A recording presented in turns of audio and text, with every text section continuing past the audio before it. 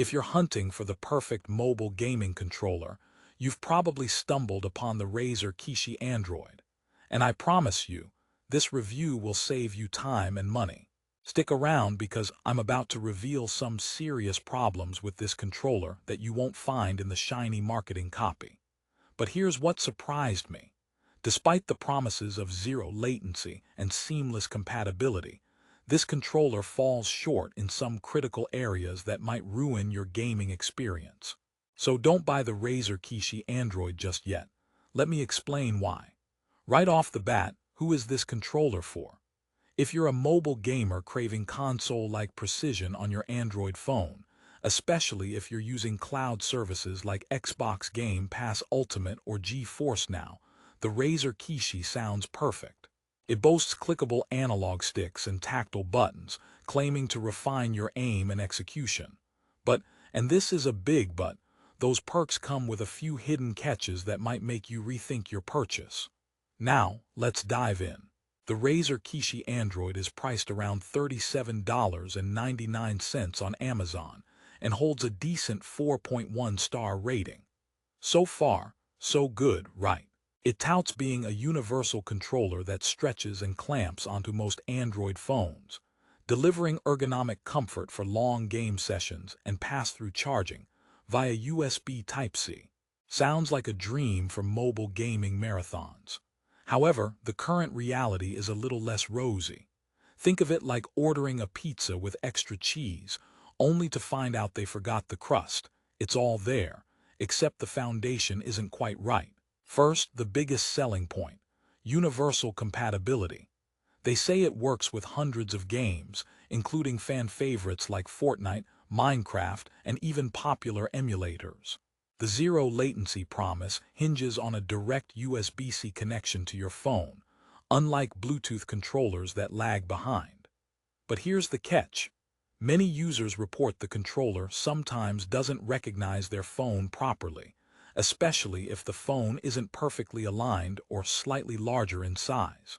Because the controller physically clamps onto your device, if your phone just barely misses the fit, you get frustrating disconnections or uneven button responses. It's the technical equivalent of trying to squeeze into your favorite pair of jeans after the holidays. Not comfortable and definitely not smooth. Let me rehook you here. Ever wanted to game on your phone but felt those pesky lags messing your head? The Kishi's zero latency claim sounds like a miracle cure, but does it deliver? Stay tuned because the answer might just surprise you. The ergonomic design is another area where the Kishi markets itself heavily, putting emphasis on comfort for extended sessions. And yes, the controller does feel decent in the hands at first glance. However, the stretch and clamp mechanism can introduce discomfort, especially after 30 minutes or so. Many reviewers have mentioned numbness or awkward finger positions caused by the tight grip. Fun fact, playing with a device that clamps onto your phone harder than your grandma embraces you at family reunions might not be the relaxation you're seeking. Granted, comfort will always vary depending on hand size, but factor this in if you're looking to game for hours. Now here's a twist.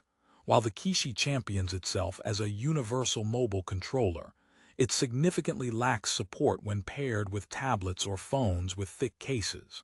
So if you're like me, someone who doesn't want to constantly remove their sturdy case just to enjoy a round of Asphalt 9, this controller will be a headache. It forces you into a catch-22, remove protection for gameplay or deal with a loose fit and button misfires. And yes, Razer does provide a USB-C pass-through charging port so your phone won't die mid-battle. But if the controller slips off because of a bulky case, what's the point? Rehook moment.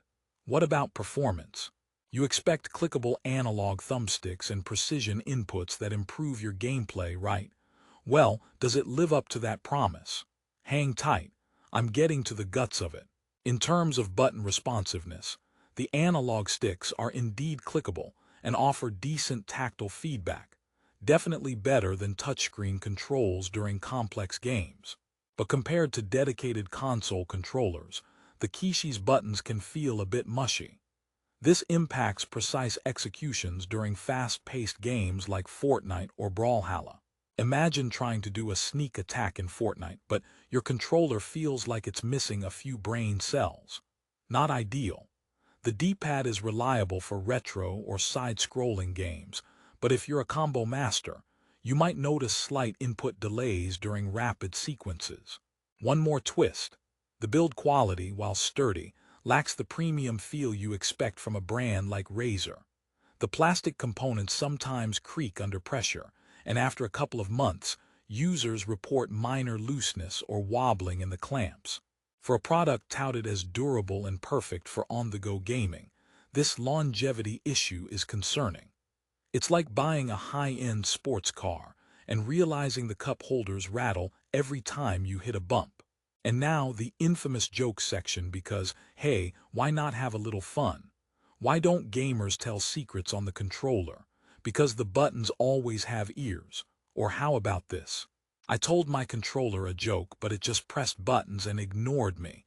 Guess it wasn't programmed for humor. Okay, one more. Why did the game controller go to therapy? To deal with all the button issues and grip anxiety. And lastly, the Kishi is so snug on some phones. It's probably the only thing that keeps my phone in shape. Talk about fitness goals for your device. Before I start wrapping this up, here's something important. This controller is fantastic for casual gamers who need a quick plug-and-play setup for cloud gaming sessions on Xbox Game Pass or GeForce Now. The instant USB-C connection eliminates Bluetooth lag, which is a big win if you've struggled with unresponsive controls before. But if you're a competitive gamer or expect flawless, long-lasting performance, the Kishi's minor ergonomic and build flaws may surface as major frustration points. Moreover, consider your phone size carefully.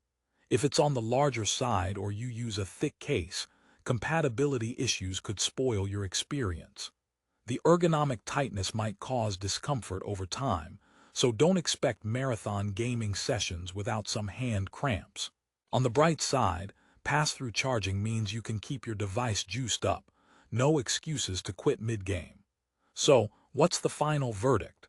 Don't buy the Razer Kishi Android if you expect a flawless, premium mobile gaming experience without any compromises.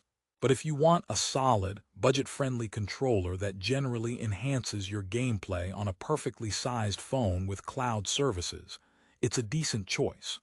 Just temper your expectations about comfort, build quality, and case compatibility. And hey, if you're on the fence, you can check the best price right now on Amazon using the link in the description below. It might just be the perfect fit for casual binge sessions. Just don't say I didn't warn you about those little quirks. Ultimately, the Razer Kishi Android delivers enough value for mobile gamers wanting that extra control without breaking the bank. Just don't expect it to feel like a high-end Xbox or PlayStation controller, because it's not quite there yet. But with a price tag under $40 and a variety of supported games, it's hard to beat as a portable gaming upgrade. In conclusion, the Razer Kishi Android is a controller with high aspirations, but a few drawbacks you need to know about before clicking buy. If you manage your expectations, it can enhance mobile gaming and bring some much-needed control precision to your phone. And who knows? With Razer's reputation, future iterations may fix these issues, turning the Kishi into the perfect companion for Android gamers everywhere. Thanks for watching. Don't forget to hit the link below for the best price on Amazon, and happy gaming out there.